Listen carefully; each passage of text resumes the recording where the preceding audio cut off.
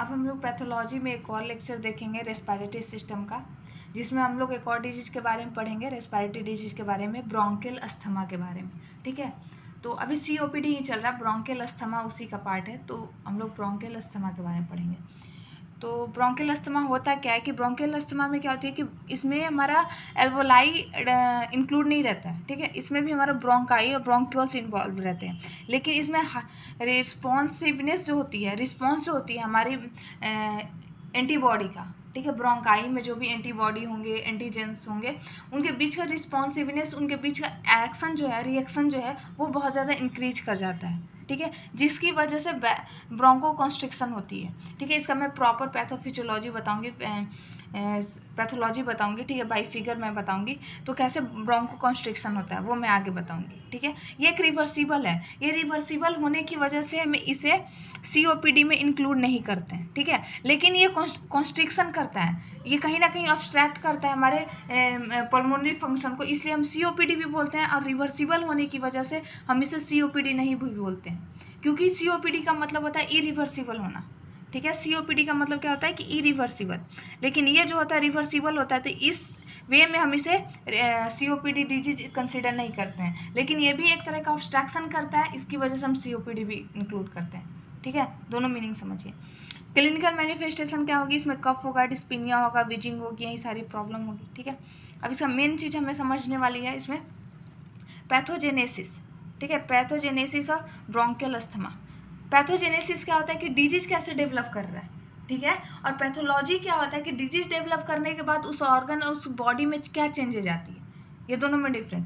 Pathogenesis होता है कि डेवलपमेंट ऑफ डिजीज कैसे डेवलप हुआ, जैसे मैंने यहाँ बताया ब्रोंकियो कॉन्स्ट्रिक्शन होती है, तो कैसे होता है। ठीक है, उसके बारे में पढ़ेंगे, प्रॉपर मैंने फिगर से बताया। तो फर्स्ट मान लेते हैं कि हमारा ये ट्राइकिया है। ठीक है, ये हमारा क्या है, ट्राइकिया। ठीक है, ये हमारा क्या ब्रोंक्यूल्स है, ब्रोंकाई ब्रोंक्यूल्स है। ठीक है, यहाँ पे एलर्जेंस आया। ठीक है, कोई भी फॉरेन बॉडी आया, person become sensitize to the allergens. अब पर्सन जो भी पेशेंट है, जो जिसके बॉडी में गया एलर्जेंस, ये फॉरेन बॉडी, बैक्टीरिया, वायरस या फिर कोई भी डस्ट पार्टिकल, ठीक है, तो वो बॉडी क्या होगा, सेंसिटाइज होगा, मतलब उस एलर्जेंस के प्रति अपना बॉडी अपना सेंसिटाइज हो जाएगा, मतलब उसे पता चल जाएगा कोई ना कोई फॉरेन बॉडी हमारे बॉडी में आ चुका है। ठीक है, जो बाहर का कोई चीज़ है जो हमारे बॉडी में आ चुका है, हमारा बॉडी सेंसिटाइज हो जाएगा। जैसे ही बॉडी, मैंने वो इम्यूनोलॉजिकल चैप्टर मैंने बताया, हाइपर सेंसिटिविटी जो मैंने लेक्चर पढ़ाया पहले, वो आप लोग देख लें। उसमें क्या होता है, जैसे ही बॉडी सेंसिटाइज होता है किसी भी एलर्जन से, तो उसमें IgE एंटीबॉडी रिलीज होना शुरू हो जाता है। ठीक है, इसमें क्या होगा कि बी लिम्फोसाइट्स होगा, एंटीबॉडी कौन रिलीज कराता है, बी लिम्फोसाइट्स, तो बी लिम्फोसाइट्स एक्टिव हो जाता है और IgE एंटीबॉडी रिलीज कराता है। ठीक है, तो IgE एंटीबॉडी क्या करेगा कि ये जो हमारा मास्ट सेल है, ठीक है, ये हमारा मास्ट सेल है, ये मास्ट सेल के ऊपर ये IgE एंटीबॉडी जाके स्टिक कर जाएगा। ठीक है, उसके ऊपर जाके चिपक जाएगा।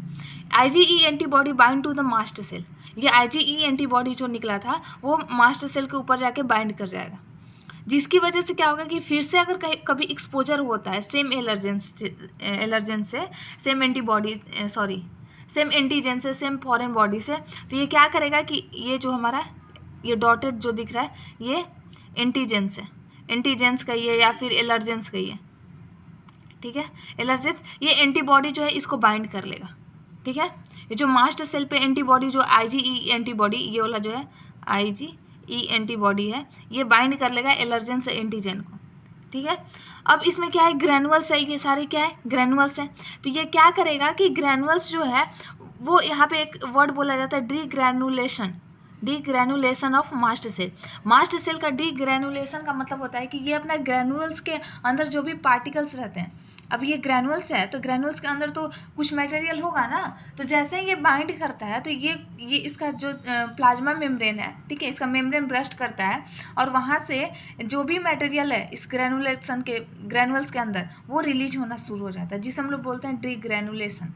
ठीक है, रिलीज ऑफ साइटोप्लाज्मिक ग्रैनुअल्स, ये साइटोप्लाज्म के अंदर जो ग्रैनुअल्स हैं वहाँ से रिलीज होना शुरू हो जाते हैं। उसमें क्या क्या चीज़ें होती हैं, हिस्टामिन्स होते हैं, स्नोफिलिया होते हैं, प्रोस्टाग्लैंडिन्स होते हैं, प्लेटलेट एक्टिवेटर फैक्टर होते हैं। ठीक है, ये सारे अब क्या होगा कि ब्रोंक्यूल्स जो है, यहाँ पे जो ब्रोंक्यूल्स है यहाँ पे रिलीज होना शुरू हो जाएंगे, ठीक है, ये रिलीज होना शुरू हो जाएंगे। तो हमको पता है कि ये सारे क्या कराते हैं, इन्फिल्ट्रेशन, ठीक है, न्यूट्रोफिलिक इन्फिल्ट्रेशन, इन्फ्लामेशन कॉज करेंगे, ठीक है, जो कि मैं बता चुकी हूँ पहले वाले लेक्चर में। इन्फिल्ट्रेशन क्या होती है कि जो ब्लड वेसल्स होता है, ठीक है, यहाँ पर अगर ब्लड वेसल्स है तो वहाँ से न्यूट्रोफिल्स यहाँ आना शुरू हो जाएगा, ठीक है, फिर वो वहाँ जमा इकट्ठा होना शुरू हो जाएगा, इकट्ठा होते होते फिर वहाँ पे क्या करेगा कि वो ब्रस्ट होना, फट जाएगा, ठीक है। तो वहाँ पे प्लेटलेट एक्टिवेटर फैक्टर भी हैं कि जो कि वहाँ पे ब्लड अगर आ रहा है तो वहाँ पे प्लेटलेट मतलब क्लॉटिंग बना देंगे, ठीक है, क्लॉटिंग बन जाएगा तो यहाँ पे क्या हो जाएगा, ऑब्स्ट्रक्शन हो जाएगा। ऑब्स्ट्रक्शन हो जाएगा तो क्या हो जाएगा, ब्रोंकियो जो है वो कॉन्स्ट्रिक्ट कर जाएगा, मतलब कॉन्स्ट्रिक्ट करने का मतलब उसमें का जो ल्यूमेन है वो छोटा हो जाएगा, अब वो आसानी तरीके से वहाँ पे एयर पास नहीं हो पाएगा, ठीक है। Repetition of similar action leads to remodeling of bronchial walls with proliferation of a smooth muscle and fibroblast, ठीक है। अगर ऐसा ही एक्शन बार बार कंटिन्यूअस चल रहा है, ठीक है, बार बार कोई एलर्जन से हमारा, जैसे हम बहुत पॉल्यूटेड एरिया में रह रहे हैं, ठीक है, तो एक ही बार में तो ये अस्थमा नहीं ना होती है, ये बार बार हम जब उस एलर्जन से टकराते हैं तो बार बार जब एक्टिविटी हमारे ब्रोंक्यूल्स के अंदर होता है, जिसकी वजह से हमारा जो लेयर है, ब्रोंक्यूल्स लेयर है, उसमें डैमेज होता है, जिसकी वजह से स्मूथ मसल्स वहाँ कंटिन्यूअस बनते रहते हैं, तो वो स्मूथ मसल्स बनने की वजह से वो जो ब्रोंक्यूल्स है यहाँ पे स्मूथ मसल्स ऐसे से डिपॉजिट होने लगेंगे, ठीक है, ये ल्यूमेन को बहुत नैरो कर देते हैं। या फिर फाइब्रोप्लास्ट, यहाँ पे क्लॉटिंग होना शुरू हो जाएगा, जिसकी वजह से फाइब्रोप्लास्ट वगैरह आना शुरू हो जाएगा, जिसकी वजह से ये कंस्ट्रिक्ट कर जाएगा, इसका जो ल्यूमेन साइज है वो छोटा हो जाएगा, ठीक है। तो ये हमारा पूरा प्रॉपर मैंने फिगर के साथ समझाया कि कैसे कैसे क्या होता है, एंटीबॉडी कैसे रिलीज होता है, वो एंटीबॉडी कैसे एक्ट करता है, डीग्रेनुलेशन क्या होती है, वो सारे इस्नोफिलिया वगैरह जो भी आते हैं, स्टामिन्स आते हैं, वो एलर्जिक रिएक्शन कॉज करते हैं, ये बार बार होने से वहाँ स्मूथ मसल्स का बहुत ज़्यादा एक्यूमुलेशन होने लगता है, फाइब्रोप्लास्ट वहाँ एक्यूमुलेट होने लगते हैं, जिसकी वजह से वैसो कंस्ट्रिक्शन हो जाती है, ठीक है। अब इसका पैथोलॉजिकल चेंजेस क्या दिखेंगे, पैथोलॉजिकल चेंज होता है कि डिजीज की वजह से हमारे फिजियोलॉजी, हमारे ऑर्गन में क्या क्या चेंजेस हो रहे हैं, ठीक है। तो ग्रॉसली एक ओवरऑल देखेंगे तो लंग्स हमें ओवर डिस्टेंडेड दिखेंगे, क्योंकि लंग्स क्या करेगा, बहुत ज़्यादा फंक्शन करने का शुरू करेगा, या फिर उसमें इन्फ्लामेशन का अगर एक्टिविटी हो रहा है, ये एक तरीके से इन्फ्लामेटरी एक्शन ही हो रहा था। इन्फ्लामेटरी एक्शन क्या होता है, जबकि एंटीबॉडी एंटीजेंस का रिएक्शंस होती है, ठीक है, जिसकी वजह से हमारा लंग्स का साइज थोड़ा सा इंक्रीज दिखेगा।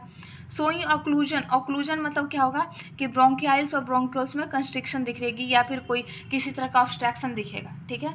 म्यूकस प्लग वगैरह बन जाएगा वहाँ पे, म्यूकस स्मूथ मसल्स अगर ग्रोथ हो रही है तो वहाँ म्यूकस ग्लैंड वगैरह जो भी है, म्यूकस मेम्ब्रेन, उनका भी ग्रोथ होगा, जिसकी वजह से म्यूकस रिलीज बहुत ज़्यादा होगा, जिसकी वजह से वहाँ पे म्यूकस प्लग बन जाएंगे, ठीक है, म्यूकस प्लग ऑब्स्ट्रैक्ट कर देंगे, ठीक है। माइक्रोस्कोप में अगर देखेंगे उसका कट सेक्शन तो हमें क्या नजर आएगा, तो mucus plug contain normal and degenerated respiratory epithelium forming twisted strips, ये वर्ड याद रखना, क्रूसमान्स स्पाइरल्स, ठीक है। जब हम माइक्रोस्कोप में देखेंगे, ठीक है, उसका स्पुटम को, तो हमको इस तरीके का स्पाइरल सा नजर आएगा, ठीक है, स्पाइरल सा स्ट्रक्चर नजर आएगा, ये ध्यान रखिएगा, अस्थमा के केस में नजर आएगा, जिसे हम लोग बोलते हैं क्रूसमान्स स्पाइरल्स, ठीक है। ये उसके नॉर्मल एंड डीजेनरेटेड एपिथेलियम, जो मान लेते हैं जो हम कफ वगैरह देखेंगे, इसका स्पुटम देखेंगे तो उसमें तो एपिथेलियम लेयर भी है, वो भी तो आएगा ना, जो डीजेनरेटेड एपिथेलियम लेयर है, ठीक है, जो एपिथेलियम लेयर डीजेनरेट खराब हो गया, ठीक है, ये एपिथेलियम लेयर है, जो खराब एपिथेलियम लेयर है वो भी तो आएगा इसके साथ, ठीक है, डीजेनरेटेड, और उसकी वजह से जो एपिथेलियम लेयर है वो एक स्पाइरल सा स्ट्रक्चर दिखेगा, जिसे हम लोग बोलते हैं क्रूसमान्स स्पाइरल्स, ठीक है। कॉर्कोट लेडन क्रिस्टल्स, उसमें क्रिस्टल लाइक भी स्ट्रक्चर देखेंगे आप, ये मैंने याद रखिएगा, उसमें कोई क्रिस्टल लाइक, ये सारा जो है ना क्रिस्टल लाइक स्ट्रक्चर दिखेगा, ठीक है। ब्रोंकियल एपिथेलियम हाइपरट्रॉपी, अब क्या होगा कि ये अपना फंक्शन मतलब इन्फ्लामेशन जब भी होता है, जब भी कोई रिएक्शन होती है तो वहाँ पे कोई ना कोई सेल अपना एक्टिविटी शुरू करता है, हाइपरट्रॉपी करेगा, एट्रॉपी करेगा, तो उस तरह का कोई ना कोई एक्शन शुरू होगा। तो हाइपरट्रॉपी होता है कि सेल का साइज क्या हो जाएगा, सेल साइज वो इंक्रीज कर जाएगा, ठीक है। तो म्यूकस जो सेल है, ठीक है। म्यूकस जो मेम्ब्रेन है उसका साइज इंक्रीज कर जाएगा, तो जब म्यूकोसल सेल का जब साइज इंक्रीज कर जाएगा तो वहाँ पे म्यूकस का रिलीज बहुत ज़्यादा होने लगेगा, तो वहाँ पे म्यूकस प्लग बन जाएंगे। ठीक है, वहाँ पे म्यूकस जब ज़्यादा रिलीज होने लगेगा तो वहाँ म्यूकस प्लग बन जाएंगे, म्यूकस वहाँ पे बहुत ज़्यादा इकट्ठा होने लगेगा। ठीक है, तो ये रहा ब्रोंकियल अस्थमा का पैथोजेनेसिस एंड पैथोलॉजी। ठीक है, तो अगर आपको ये लेक्चर पसंद आई हो तो प्लीज़ चैनल को लाइक एंड सब्सक्राइब करें। Thank you.